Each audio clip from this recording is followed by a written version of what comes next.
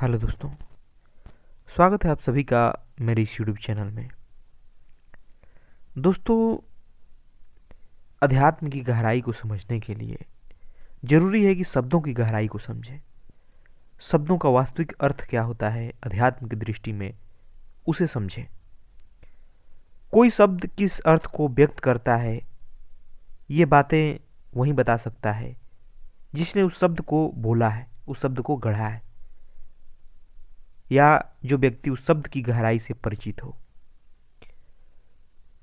तो चलिए समझते हैं इन दो शब्दों को, जिसका बहुत ही विशेष अर्थ है अध्यात्म की दृष्टि से।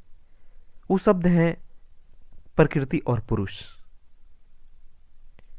आप इस प्रकृति को पेड़ पौधे, जीव जंतु, नदियां, पहाड़, ये वाला प्रकृति बिल्कुल मत समझना।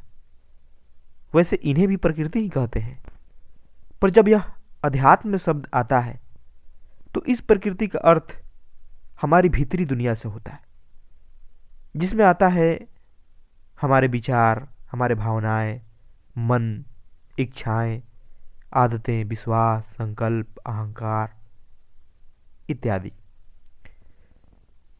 ये सब प्रकृति है। अगर आपका जीवन इन सब में ही खप रहा है, आप इसी सब में जी रहे हैं, तो समझिए कि आप प्रकृति में जी रहे हैं। और यह भी समझ लीजिए कि जब तक आप इस प्रकृति में जीते हैं तब तक आपको दुखों से मुक्ति नहीं मिल सकती। चलिए अभी इस बात को यहीं छोड़ते हैं और पहले समझते हैं कि पुरुष क्या है। तो दोस्तों, पुरुष से अंदाज मर्द या जेंट्स या मेल मत लगाइएगा, क्योंकि इसका अध्यात्म में गहरा अर्थ है। यह बहुत ही उच्चतम अर्थ रखता है। पुरुष कहा गया है आत्मा को, सत्य को। इन्हीं शब्दों को दूसरे अर्थों में शिव और शक्ति कहा गया है, जहां शिव का अर्थ होता है पुरुष और शक्ति का अर्थ है प्रकृति। इन्हीं शब्दों को ब्रह्म और माया कहा गया है, जिसमें ब्रह्म यानी पुरुष और प्रकृति यानी माया। दोस्तों, इस संसार में, अध्यात्म में, धर्म में इन दो चीजों का बहुत ही गहरा महत्व है। अगर देखा जाए तो पूरी संसार इसी से बना है। जो व्यक्ति पुरुष भाव तक पहुंच गया, यानी आत्मा तक पहुंच गया, वो अगर प्रकृति यानी माया का उपयोग करे तो वह कभी दुखी नहीं हो सकता। या कहें कि वह और केवल वही व्यक्ति इस प्रकृति का सही इस्तेमाल जानता है, जो पुरुषत्व को जान गया, जो शिव को जान गया।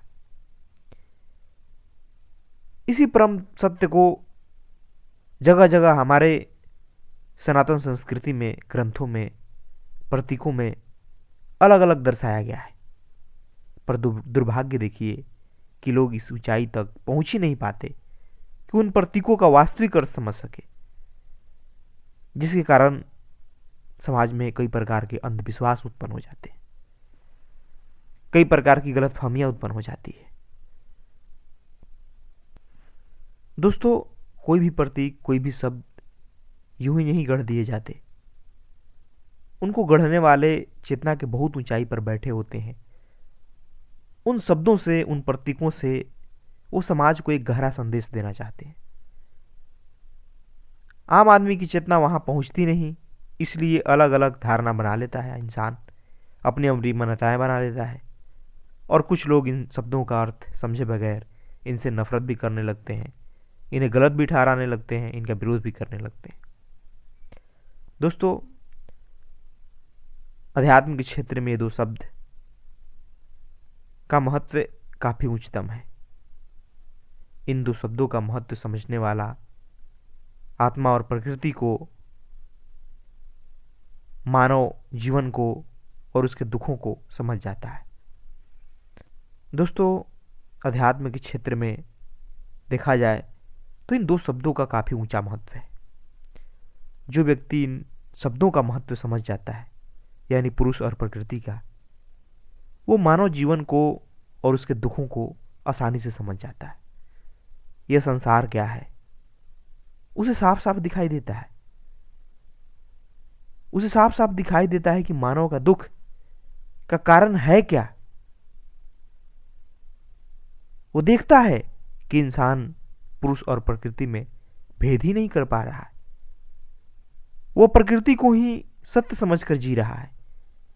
इस कारण वो चाहता है कि प्रकृति में अस्थायित्व हो। वो चाहता है कि परिवर्तन ना हो यहां पे। वो चाहता है कि जो धारणाएं बनाए हैं, जो उसके विश्वास हैं, वो कभी टूटे ना। और भी बहुत कुछ। पर आपको मालूम होना चाहिए कि संसार की हर वस्तु बदलती है, चाहे आपके विचार हो, मन हो, भावनाएं हो, क्योंकि ये सब भी संसार की ही देन है। इसलिए ये सब प्रकृति के अधीन है। फिर इसमें अस्थायित्व कैसे आ जाएगा? कैसे आप सोच सकते हो कि आपके मित्र हमेशा आपका मित्र ही रहेगा, कोई आपको धोखा नहीं देगा? कैसे आप सोचते हो कि आपकी भावनाएं किसी व्यक्ति के प्रति या चीज के प्रति एक समान रहेगी? बिल्कुल नहीं रह सकती भाई। समय के साथ, परिस्थिति के साथ, जगह के साथ वो चीजें बदलेगी। जो आपका मित्र होगा वो एक दिन शत्रु बन जाएगा। जो आपकी इच्छाएं एक दिन खुशी दे रही होगी, वही एक दिन दुख का कारण बनेगी।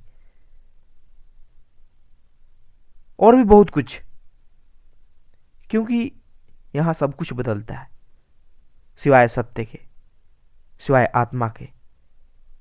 इसीलिए तो यहां सभी मानव दुखी हैं, क्योंकि सभी प्रकृति में ही जीते हैं। पर मानव जीवन का उद्देश्य प्रकृति का अतिक्रमण करना है, सत्य में स्थित होकर जीना है, पुरुष हो जाना है, शिव हो जाना है। फिर ये जो प्रकृति है, यानी कि भावनाएं, विचार, अहंकार, मन,